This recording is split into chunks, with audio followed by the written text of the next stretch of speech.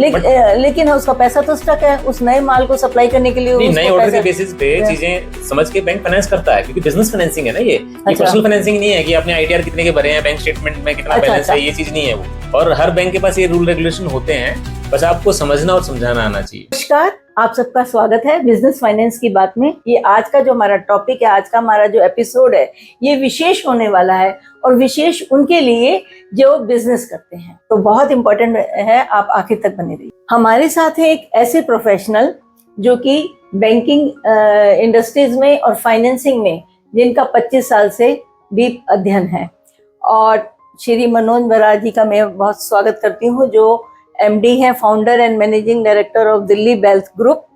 मनोज जी, आपका स्वागत है। नमस्कार मैम। नमस्कार सर। मेरा परिचय तो बहुत छोटा है आपके सामने। आपका लगभग 40 सालों का एक्सपीरियंस है बैंकिंग इंडस्ट्री में। हाँ, लेकिन मैं थोड़ा सा लोन डिपार्टमेंट में शुरू से रहा हूँ और हम दोनों ही एक्स बैंकर हैं। यही तो आपकी विशेषता है कि 40 साल का एक्सपीरियंस भी आपके 25 साल की फाइनेंसिंग के आगे फेल है। ऐसा नहीं मैम। तो मनोज जी, हम आगे बढ़ते हैं कि हम आज का हमारा टॉपिक है चैनल फाइनेंसिंग का, जिसको सुन के अक्सर लोग जो है वो कंफ्यूज हो जाते हैं। मैं सबसे पहले ये आपसे पूछना चाहूंगी कि आप बिल्कुल सरल शब्दों में, सिंपल शब्दों में ये बताइए कि चैनल फाइनेंसिंग क्या है। चैनल फाइनेंसिंग है कुछ नहीं, बेसिकली परचेज फाइनेंसिंग कह सकते हो आप इसको, या स्टॉक फाइनेंसिंग कह सकते हो। बेसिकली वही है जिसको हम सीसी लिमिट जैसे बैंकों में यूज करते हैं। चैनल फाइनेंसिंग टर्म यूज की गई है अलग से, जो कि छोटी छोटी फिनटेक कंपनियां या एनबीएफसीज वगैरह आजकल इस तरह की फाइनेंसिंग करते हैं। होता क्या है, आपको थोड़ा एग्जांपल के तौर पे मैं समझाऊं। मान लीजिए एक एबीसी ट्रेडिंग कंपनी है और उसने XYZ मैन्युफैक्चरिंग कंपनी से कुछ माल परचेज करना है।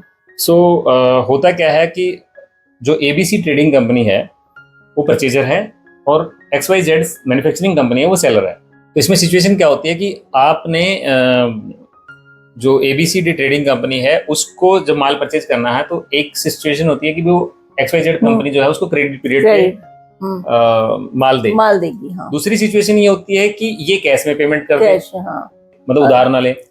तीसरी एक सिचुएशन आई जहां बैंक की एक फाइनेंस इंस्टीट्यूशन की इन्वॉल्वमेंट ले ली जाए, और उस इन्वॉल्वमेंट में सिचुएशन ये रहे कि यहाँ से तो माल खरीदा जाए, उधर से माल ट्रांसफर हो जाए, और ना तो इसको पेमेंट करनी पड़े और उसको पेमेंट भी मिल जाए। यानी कि इस इनवाइस की फाइनेंसिंग हो जाए, जो परचेज इनवाइस है इसकी फाइनेंसिंग हो जाए, स्टॉक परचेज की फाइनेंसिंग हो जाए, तो वो बेसिकली चैनल फाइनेंसिंग कहलाती है। जहां पे आपको क्रेडिटर को अपफ्रंट पेमेंट ना देके, क्रेडिटर नॉट समझ क्रेडिटर को अपफ्रंट पेमेंट ना देके बैंक के थ्रू पेमेंट मिल जाए, और जो ड्यू डेट है उस पे आप वो माल बेच के बैंक को पेमेंट कर दो। तो बैंक की इन्वॉल्वमेंट हो जाती है। तो इसका बैंक या फाइनेंशियल इंस्टीट्यूशन जनरली ये जो चैनल फाइनेंसिंग है मैम, ये एनबीएफसी या छोटी फिनटेक कंपनियां वो यूज करती है। तो इसका अर्थ तो आपकी बातों से ये लग रहा है कि ये पेमेंट बायर को चाहिए, सेलर को तो नहीं चाहिए, क्योंकि बायर उसको पेमेंट नहीं दे पा रहा तो वो बैंक को देगा बाद में। तो सेलर को तो नहीं चाहिए, सेलर को तो मिल गई पेमेंट बैंक से। सेलर को तो एक बेनिफिट ये है कि उसका माल बेसिकली कैश में बिक गया। तो उसको बायर को बेनिफिट ये है कि उसको एक तरीके से सीडी मिल जाता है, कैश डिस्काउंट मिल जाता है। जब आपको माल एक तरीके से, जब मान लो उधार में ही खरीद रहा है, लेकिन पेमेंट क्योंकि बैंक कर रहा है या कोई फाइनेंशियल इंस्टीट्यूशन पेमेंट जो है कर रहा है, तो टेक्निकली पेमेंट कैश चली गई। समझ आ गई मुझे। ठीक है, तो उसको सीडी का बेनिफिट मिल जाएगा, कैश डिस्काउंट मिल जाता है। कैश डिस्काउंट मिल गया तो ये तो पेमेंट बायर को हो गई। लेकिन मैं आपसे ये जानना चाहती हूँ, ये कंफ्यूजन हो रहा है कि ये इनवॉइस फाइनेंसिंग है या चैनल फाइनेंसिंग है, इन दोनों चीजों में क्या अंतर है? देखो, इनवॉइस फाइनेंसिंग में जो फाइनेंसिंग होती है वो सेलर को होती है, बायर को नहीं होती। यहाँ पे फाइनेंसिंग जो है वो बायर को हो रही है। सेलर और बायर का फर्क रहता है। क्या होता है, जब हम चैनल फाइनेंसिंग में बात करते हैं, तो चैनल फाइनेंसिंग में पेमेंट जो है क्रेडिट को होती है, जिसने अपना माल बेचा उसको मिले, जिसने बेसिकली परचेज के लिए फंडिंग, परचेज के लिए, बायर के लिए। जब हम इनवॉइस फाइनेंसिंग की बात करते हैं, तब हम जो माल हम जिसको बेचते हैं, मान लीजिए इसमें XYZ कंपनी से हमने माल परचेज किया, ABCD ट्रेडिंग कंपनी जो हम बात कर रहे थे, और अब कोई भी MN ट्रेडर्स करके कोई हाँ। है, और MN ट्रेडर्स को अभी ABC ट्रेडर ने MN ट्रेडर को माल बेचा। माल बेच दिया। अब वो हो गया डेटर। हाँ। डेटर से पेमेंट की फिर अगेन लेन देन की बात है। अब यहाँ पे पहले केस में जब चैनल फाइनेंसिंग के तौर पे ABC ट्रेडिंग कंपनी एक बायर थी, और अब होगी वो सेलर। सेलर होगी। अब सेलर होने के नाते अब इसको फिर पैसा चाहिए, फिर पैसा चाहिए कि भाई जो मैंने माल बेच दिया उसकी पेमेंट तो 10 दिन में, 15 दिन में, या जो भी उनकी पेमेंट टर्म्स है 90 दिन में पेमेंट आनी है वहां से। अभी उसको अब माल चाहिए, माल ले लिया, माल पेमेंट है, फर्दर खरीदना ले है, लिया, हाँ। अपना निकालना है। तो अब वहां से पेमेंट आने में जो टाइम लगेगा उस पीरियड के लिए फिर उसको पैसा चाहिए। तो वो इनवाइस जो उसने बनाया है डेटर के अगेंस्ट में, उसको डिस्काउंट करवाना, जिसको invoice financing basically bill discounting एक तरीके से कह सकते हैं। बिल डिस्काउंटिंग मतलब वो बैंक के सामने प्रेजेंट कर लेते हैं कि हमारे पास पैसा तो है पर एट प्रेजेंट नहीं है, इतने इनवॉइस हैं जो कि ड्यू डेट पे आ जाएगा, तो इसकी हमारी वर्थ इतनी तो है ही, इसके अगेंस्ट हमें पैसा दे दो। तो ये कहना चाह रहे हैं। तो एक तरह से मैं ये समझूं कि ये सेलर फाइनेंसिंग भी है और दूसरी और बायर फाइनेंसिंग भी हो गई। देखिए सेलर फाइनेंसिंग जो है हमारी इनवाइस फाइनेंसिंग होगी या बिल डिस्काउंटिंग होगी, और चैनल फाइनेंसिंग हमारी बायर फाइनेंसिंग होगी। तो ये फाइनेंस किसको और कैसे कैसे मिल जाती है? सभी बिजनेसमैन को मिलती है। तो ये एक सप्लाई चेन बन गई जो अलग अलग एंड्स पे, एक शुरू एंड में भी मिल गई, बाद के एंड में भी मिल गई। बिल्कुल। तो कहीं ये डबल फाइनेंसिंग तो नहीं हो रही है? नहीं, ऐसा नहीं है। डबल फाइनेंसिंग उस केस में हो सकती है जहां पे पहले से ही किसी ने कैश क्रेडिट लिमिट बैंक से ले रखी है। यही मैं वहां एक थोड़ा सा इशू, क्योंकि पहले से ही सीसी लिमिट है किसी के पास, चैनल से उसने फाइनेंस पहले ली है, तो दोनों में क्या फर्क है कि सीसी लिमिट वाला भी बिल डिस्काउंट करा ले रहा है? बिल डिस्काउंटिंग में बिल डिस्काउंटिंग और चैनल फाइनेंसिंग, या हम इसमें दोनों में फर्क क्या होता है कि अगर लिमिट एक ही बैंक से चल रही है और आपने चैनल फाइनेंसिंग या बिल डिस्काउंटिंग इनवाइस फाइनेंसिंग भी सेम बैंक से ली है, तब तो डबल फाइनेंस होने का होगा। लेकिन आप ये देखिए ना, अगर वो एक ही बैंक से लेने जा रहा है, उसके पास ऑलरेडी सीसी लिमिट है, तो वो बैंक क्यों देगा उसको बिना लिमिट के? सीसी लिमिट में हमेशा ये होता है कि आप डीपी मैनेज करनी होती है आपको, कि आपके पास स्टॉक ड्राइंग पावर आपको मैनेज करनी होती है। अगर आप सेम बैंक में सीसी लिमिट है और सेम बैंक से इनमें से कोई भी फाइनेंसिंग लेते, चाहे इनवेस्ट फाइनेंसिंग लें या चैनल फाइनेंसिंग लें, तो वो इंटरनली उसको मैनेज कर सकता है। मैं आपको थोड़ा सिंपल सा एग्जांपल दूं तो द मोमेंट आप कोई माल परचेज करते हैं, उन्होंने बिल काटा, आपने एक्सेप्ट किया, देन वो स्टॉक काउंट हो गया, और स्टॉक के अगेंस्ट सीसी लिमिट मिलती है। बिल्कुल जी। तो जब आप सीसी लिमिट की डीपी देंगे तो आपको जितना स्टॉक पे इनवाइस फाइनेंसिंग या चैनल फाइनेंसिंग जिस पे ली है, उतना स्टॉक आप डीपी से माइनस करेंगे। और वो जब एग्जिस्टिंग बैंक में, जिस बैंक में आपकी सीसी लिमिट है, उसी बैंक से अगर आप ये फाइनेंसिंग ले रहे हैं, तब तो है ठीक, क्योंकि उसको उसके हाथ में उसके सारे डाटास हैं फाइनेंशियल। और अगर आपने किसी एनबीएफसी से फाइनेंस करवा लिया, किसी थर्ड पार्टी कुछ इनफॉर्मल चैनल, फॉर्मल चैनल से कहीं से फाइनेंस करवा लिया, यही चैनल फाइनेंसिंग ले ली। अगर हमारे बिजनेसमैन जो भी इस पॉडकास्ट को देख रहे हैं, अपना सैंक्शन लेटर, अपनी सीसी लिमिट का सैंक्शन लेटर पढ़ेंगे, तो उसमें एक कंडीशन होती है कि हाइपोथेकेशन चार्ज, यानी कि सिक्योरिटी के तौर पर हमारे पास बैंक में क्या रखा होता है, that is number 1 present and future stock debtors, या फिर आप इसको कह सकते हैं present and future current assets पे चार्ज होता है। और करंट एसेट्स में स्टॉक भी एक पार्ट होता है। तो जब आप स्टॉक खरीद रहे हैं कहीं से, तो वो ऑटोमेटिकली द मोमेंट बिल कटा और एक्सेप्ट हुआ, वो स्टॉक काउंट होगा। स्टॉक पे सीसी लिमिट में ऑलरेडी चार्ज है बैंक का। तो पहली चीज तो आपकी अगर एक्स बैंक से लिमिट चल रही है और आपने वाई बैंक से या एनबीएफसी से, फिनटेक कंपनी से इनवाइसिंग फाइनेंसिंग ली है, तो आपको पहले परमिशन लेनी चाहिए आपके एक्स बैंक की, जिससे आपकी सीसी लिमिट चल रही है। विदाउट परमिशन आपको इस तरह की फाइनेंसिंग में जाना ही नहीं चाहिए, क्योंकि वो प्रॉब्लम क्रिएट होती है। वायलेशन भी है, वायलेशन ऑफ रूल्स हैं सारे, और मतलब एक तरह से आप इसको मनी लॉन्ड्रिंग की उसमें भी काउंट कर सकते हैं कि उतना सीरियस तो नहीं है, बट उतना सीरियस है, पर हम काउंट कर सकते हैं कि पैसों का घुमाव गलत तो गलत है। हाँ, गलत तो गलत है। तो मनोज जी, मैं ये चाह रही थी कि मैंने कभी आपके मुंह से एक राहुल ट्रेडिंग की एक वार्ता सुनी थी कि जहाँ कुछ ट्रेडर से, कुछ बायर से, कुछ रियल लाइफ आप एग्जांपल एक बार बता रहे थे, वो हमारे लिसनर को बताइए। मुझे लगता है उस एग्जांपल से इनको बड़ी क्लैरिफिकेशन मिलेगी। देखिए ऐसे बहुत सारी कंपनियां हैं, एग्जांपल के तौर पर जैसे आपने राहुल ट्रेडर नाम लिया, ये एक फिक्टिशियस नाम ही है एक्चुअली में। हाँ, किसी हम में किसी। हाँ, एग्जांपल के तौर पे सिंपल, जैसे मैंने पहले ही बताया, आपने अगर एक स्टॉक खरीदा और उस स्टॉक पे ऑलरेडी एक्स बैंक का चार्ज है और उस स्टॉक पे ही आप मतलब उस स्टॉक के अगेंस्ट आपने चैनल फाइनेंसिंग उठा ली है, तो वो आपको लॉन्ग रन में, अभी हो सकता है सिंपली जो है ना नहीं समझ में आएगी आपको कि क्या परेशानी है क्या नहीं है, वो लॉन्ग रन में दिक्कत करेगी। दूसरा, क्योंकि सीसी लिमिट साल में एक बार रिव्यू होती है रिन्यूअल के टाइम पे, 11 महीने तो के 10-11 महीने तक आप चैनल फाइनेंसिंग बीच में चलाते रहे, ठीक ठाक चला लिया, एवरीथिंग स्मूथली चला गया तो चीजें ठीक है।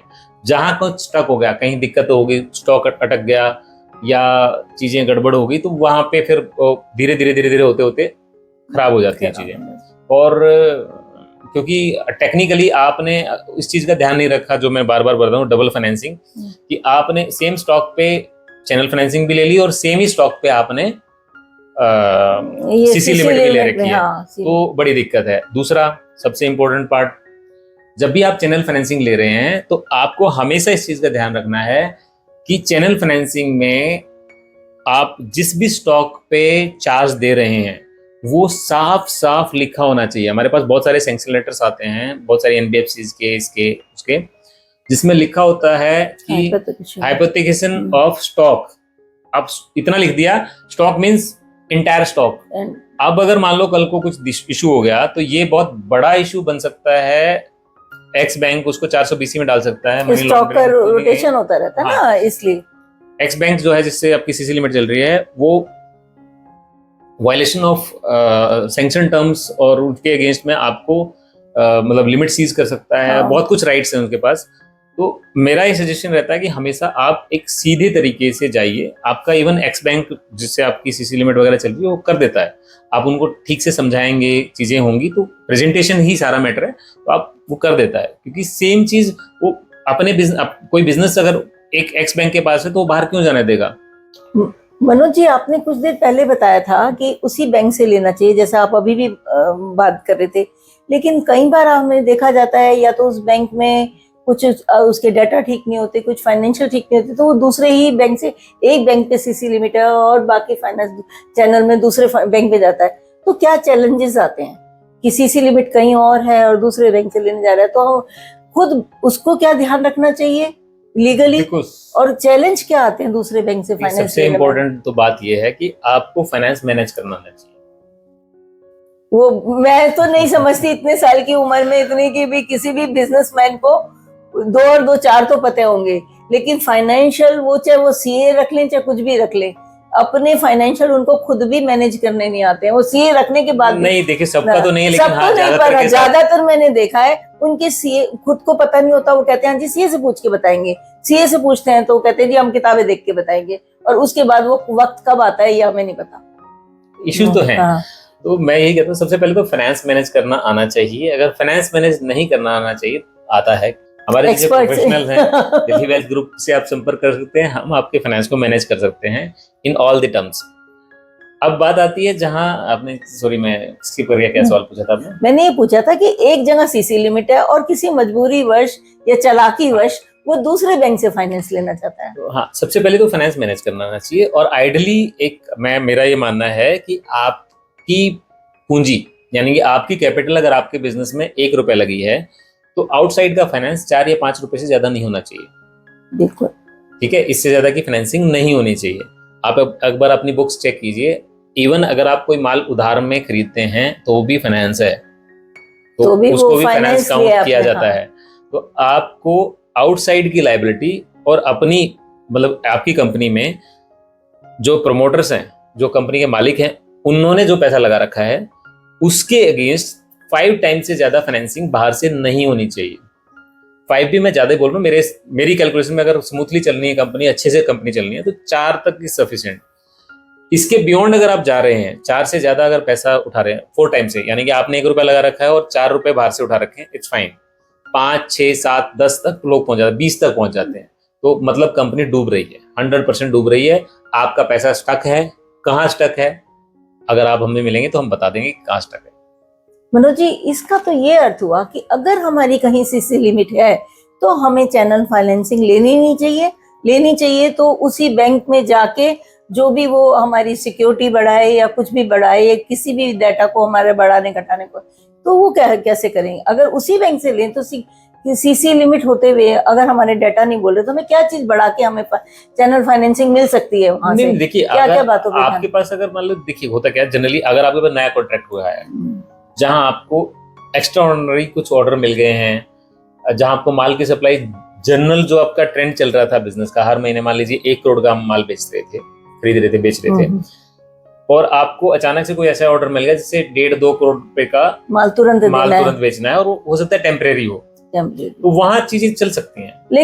लेकिन उसका पैसा तो स्टक है उस नए माल को सप्लाई करने के लिए। नए ऑर्डर के बेसिस पे चीजें समझ के बैंक फाइनेंस करता है, क्योंकि बिजनेस फाइनेंसिंग है ना ये।